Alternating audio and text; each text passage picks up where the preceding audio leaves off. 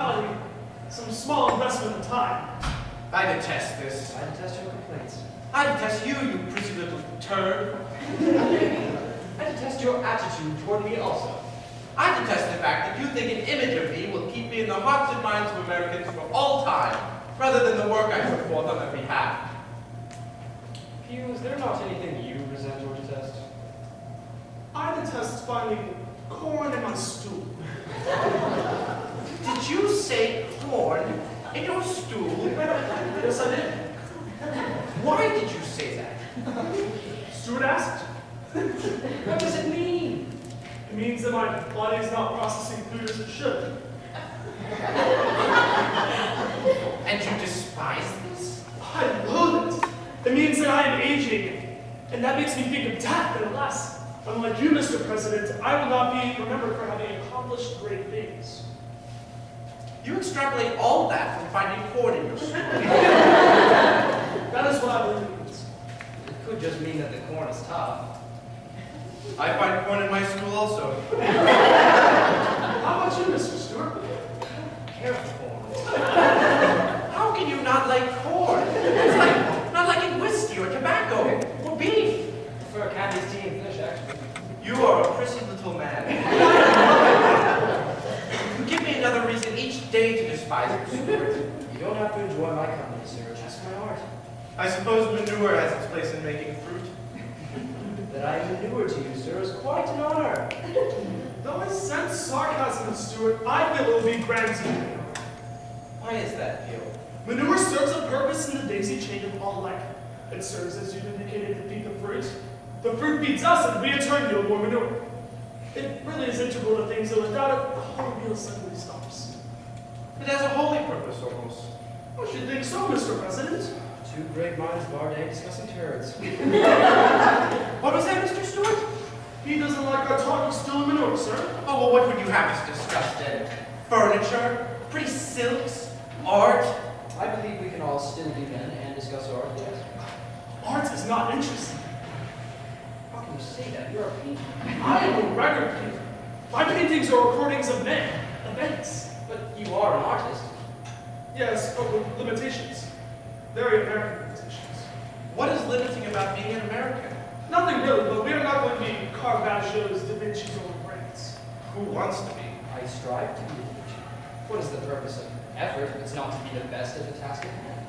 I don't have the eyes of the ancients. I have the eyes of an American. I paint like an American. What is that? We have more freedom than the ancients. We have a doctrine of freedom, and I have free aesthetics. You don't confine yourself to old methods. Is that what you're saying? Yes, sir. I don't see the need to. It does my soul no good to appeal to the standards of mental equality so different than my own. Well, surely you must apply to some of the standards, some of the traditions of technique, of image. And as much as I am confined by my canvas and tools, I certainly do. But otherwise, I feel no great restrictions. Do you feel the need, as in this case, to make our former general here look more soldierly? Are you saying I'm not soldiering? Sir, you've lived more than 60 years. Most men who are 16 do not. What do you know about soldierly? What do you know at all about what it takes to be a soldier? What do you know about art? I know that art never won a war. And I know that art never started one either. This is not art. Art is the mountains. Art is the water. Art is the tree. What is this then? This is another way to record history. This is a more precise recording of history. But who's to say your history is the right history? If I'm a better artist... And it might be, but you are not a better historian. But if my work is better than my version of the story... I would prefer an accurate rifle rather than one with a pretty engraving on the stock. Are you saying then that my work is not accurate? Let me see what you have done with me. What is this? This looks nothing like me. This is farce. This is tragedy. This is worse. How could you have turned me into this terrible ancient creature? Can't be that foul, can it? He has made me into a Tiresias. He has made me into a Methuselah. I look like I am dying. We are all dying. That is why the corn in my stool so depresses me. I have treated your image with dignity and respect, sir. You have turned me into a wrinkled and ancient mound of weakness. You are a charlatan. I resent your display toward my effort and my art. You are to art what George III was to American self-determination. You need to leave my home, Mr. Stewart. You have committed the greatest offense to me of all. You have falsely represented me. I have accurately represented you, sir.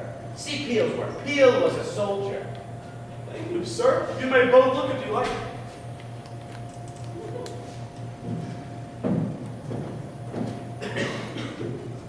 Excellent work, Peel. What? That looks absolutely nothing like me. Sir, I drew you as I saw you. If anything, I embellished a bit too much. It's the shame of my commitment to the truth. You aged me? I gave you a bit more youth than you deserved. You would have been better drawing your stool. Represented had you drawn your stool in lieu of the me you drew. I have several drawings of my stool in my portfolio. Oh, Lord God Almighty, what would it be? I'm much interested in seeing your stool. They're without corn, I'm afraid. Martha, bring me my whiskey, bring me two. Sir, are we done for today? Shall we join you for whiskey? You can join me in hell. Really, sir, I think Peel has done a masterful job, and I'm quite convinced he's got no spirit here. Thank you, Mr. Stewart. May I see you at work? Certainly. Oh, you mean his abomination, his spurious interpretation, his canvas of oiled lies? Such a ruckus, George. Let's all have some whiskey, shall we? Sorry, Martha, these two can't be staying with us today. They must be going to Ben Franklin's shop in Philadelphia to be fitted for spectacles. Patient without your mid-morning whiskey, George. Look what they've done, Martha. Did someone get paint on the carpet again?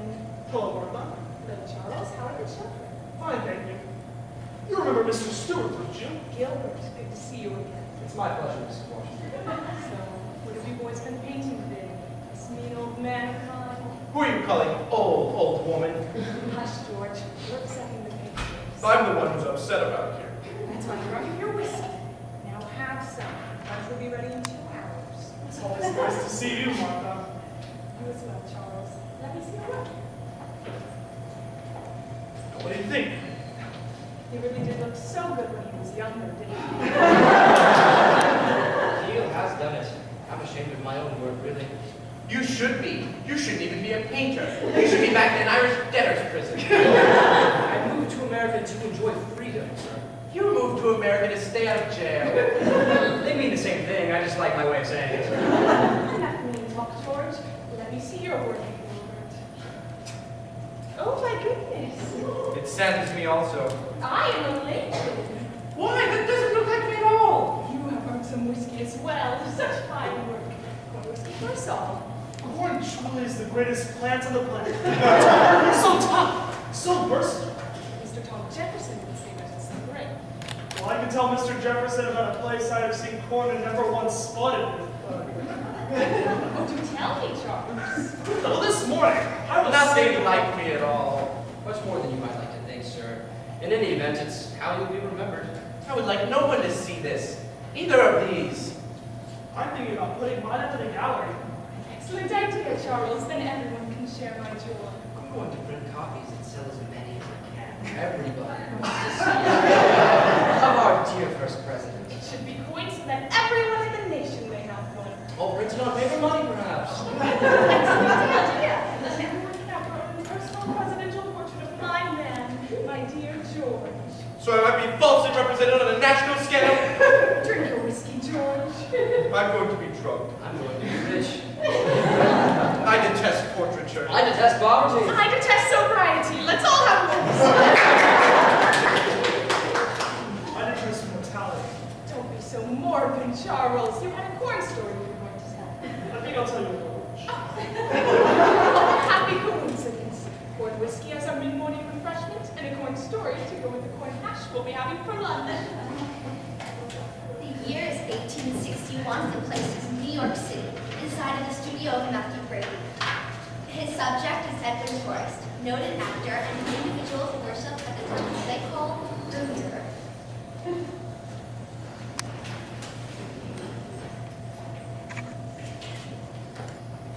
Sit now. I shall not sit. I shall stand. Stand in costume. I deliver to you your actor in costume. I deliver my lines as such, and you will paint me as such. I'm not a painter, and I am not a sitter. I stand. I deliver. You'll portray me as such. I will portray you immediately with the magic of the garret.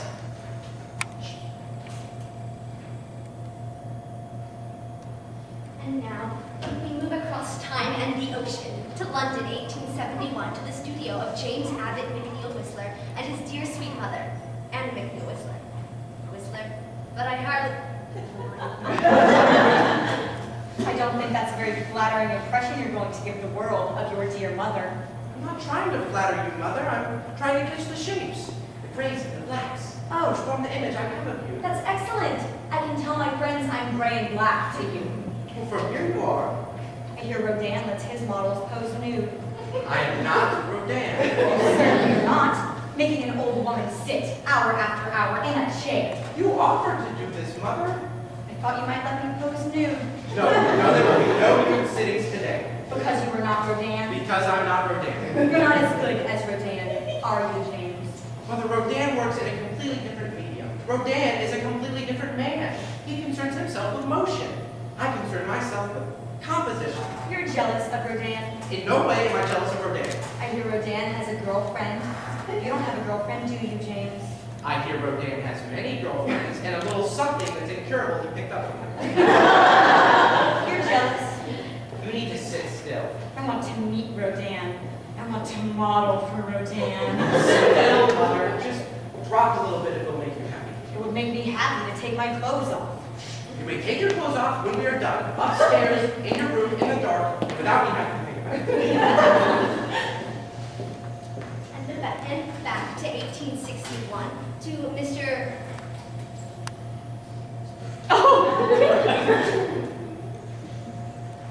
This is excellent. Excellent. I am pleased you're pleased. I mean, this image of me as the Indian Prince Metamora. This is really it, isn't it? I mean, there I am, athletic, powerful. That is me. That is Metamora. I am Metamora. And this Othello, what do you think? This is excellent. Look what I've done. Look what I've done, you mean? I shot the plate. Fine, Brady. Look what I've done. That is Othello. I am Othello. All you did was play dress up. Show me the Spartacus. Here is yours, Spartacus. Brilliant and raw. This is Spartacus. This is a man dressed up in a costume in my studio. You fail to realize, Brady, you may make it look a picture, but I, the reason the picture is something to celebrate. I am the reason the picture exists. I set up the moment. I have the equipment at the right time. I shot the flash. I made the picture. You are nowhere in the picture. 150 years from now, Edwin Forrest will be known to all. You, Mr. Forrest, are an actor. You can be replaced. You are a smug little man with a machine. You can be replaced with your machine. I am the reason your picture is a good picture. Without me, you are nothing. I captured the moment. Look at you. You see no Brady in this. You see only Forrest. I'm afraid I can see no Forrest. Or the tease. That is the tease of your costuming, your fakery, your histrionics. Of course you can't. You can only see Metamora. You can only see Othello. You can only see things that I have become. See here? I am Spartacus. You are not Spartacus. I have the machine that made you. I am Spartacus. I made this with my talent. I am Spartacus. I made this with my talent. I am Spartacus. I am Spartacus. I am Spartacus. And now back to the studio of Whistler, where the artist and his diminutive little mommy continue their conversation on nature of artist and object. Other artists use nudes. Other artists are not painting pictures of their sweet little Protestant mothers. Is that all I am to you? Do you not see me as a woman? As a vital and passionate woman? You have ruined the grays and blacks I have purposely unfolded if I were to see you as a vital and passionate woman. Also, to place our relationship into a classical paradigm, which I find a little unsettling. What is the purpose of your work if you do not wish to paint the truth? I lay claim to no eternal truths here. Just little musical moments I can put in place to create a scene. You've made me into a somber little hymn that goes nowhere and makes people sad. I have made you into a song which captures a moment. You've made me into an old woman. That is not what I am. It is entirely your vanity at work here. Mother, this work is not about you. It is about me and my colors. It is about you keeping the image of me, the image that the world will remember me by, locked away in pools of darkness, in drab puritanical color.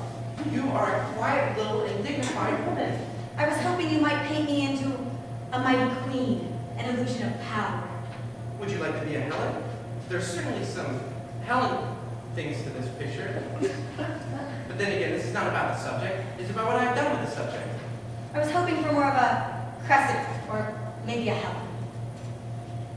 Helen was a salacious man-crusher, and again, Mother, this work really is not about you, it is about me. You've certainly trotted that one out of the barn, haven't you? You, the little whistler boy, the artist.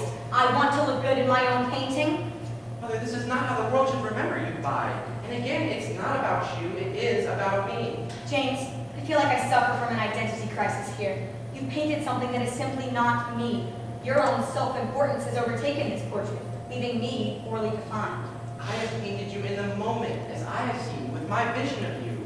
James, I am ashamed to think that this work will forever be remembered as Portrait of Anna McNeil Whistler. Oh, don't worry, Mother. I'm sure that is not all the title people will attach to this work.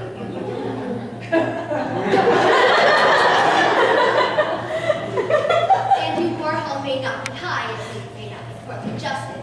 He may just be the artist, but he has to first convince himself of the merit of his own work.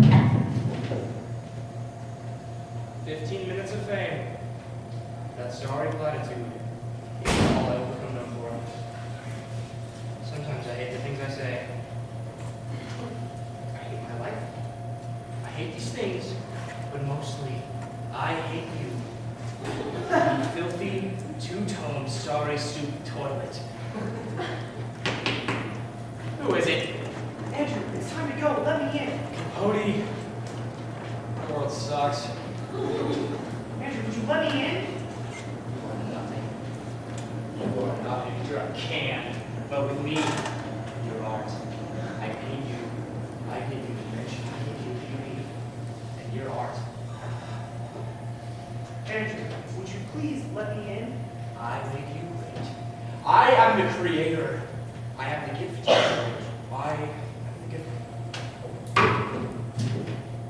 You are just a can. A filthy rotten can. And you arrive in your 15 minutes of fame. And I, Andrew Warhol, will even give you the benefit of my brilliance to grace you. The little 10 3/4 ounce soup can will now be known as art. Tomato, fine. Tomato will now be famous for 15 minutes. What about chicken noodle? Why should the chicken noodle can not be famous? Or the very American beef noodle can, huh? Why should they not be famous? The politics of control. The utter holiness of it all. What are you doing there? Are you talking to a soup can? I don't see anyone else. I'm working! Truman, I am busy. You're crazy what you are. You, your obvious colors, your definition, you are the eye. You're everything, the culmination of my work and the pinnacle of my spirit. No deconstructive garbage, no reassessment of classicism. What are you doing in there? I'm working on art, Truman! Leave me alone! Are you making art imitate life? A little, but not really. Are you making life imitate art? No, not at all. Are you making form follow function? No, Truman, I'm doing something inventive and something new. Is it symbolic? Or tell me it's God, symbolic? Truman, it's not symbolic, it's just powerful. Is it finger painting or what? Little finger painting? Go to hell, Truman. Are you rendering your foul vituperation in my direction? No poorly rendered and abstract suppositions of this idea. No, baby, with you, this is the real thing. New art, new matter rules, and they're all mine. Andrew, Jonah's at the bar. What exactly are you doing there? Truman, I am busy. very cordial. Die, Capote! See this? Die. Like that.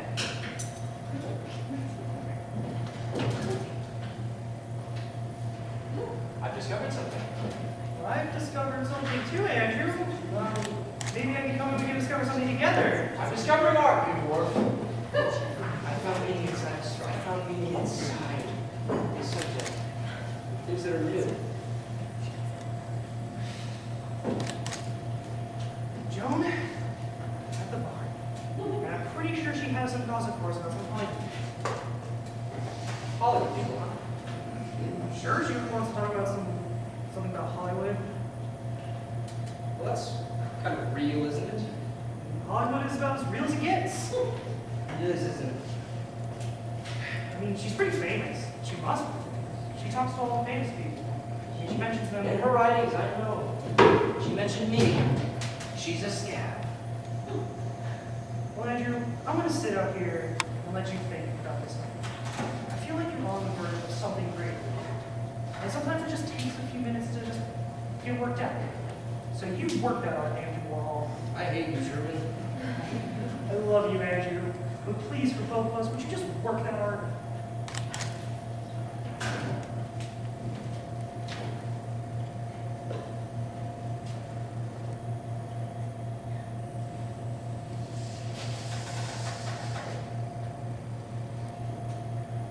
You're a menace, Capote! But think about perfecting your art, Andrew. Think about perfecting all the art in the world. I need you to arrive at a conclusion in just 4 minutes. You're not the smug and sinister little man, Jonna.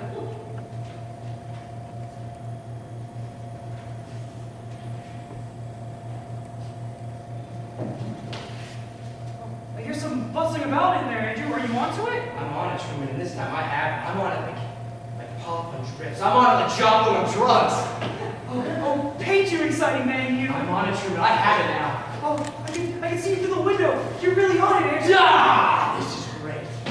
It is more real than real, and it is not representation. And ceci n'a pas un bébé, et la soup! Only it is. Only much better because my soup will last much longer than their truthfully culinary conformity. And doing mass because I have a mess. A soup for which you will be compelled to go back and retaste all soups again. Stare at their labels, consider their soupy qualities, and compare them to my soup. Now that's a soup that lasts longer than 15 minutes. Woo! I'm so glad I was here to witness your epiphany. Now let's go meet Joe. It's mad, isn't it? You're a madman, Andrew Warhol. Now let's go meet Joe. I am mad. It's good. I'm famous too. Fame is good. Lasting thing, that is. Would you stop all the dilly-dally, Andrew? Let's go. Fame is beautiful. Art is beautiful. I'm waiting. Life sometimes leaves a lot to be desired. Coming to me.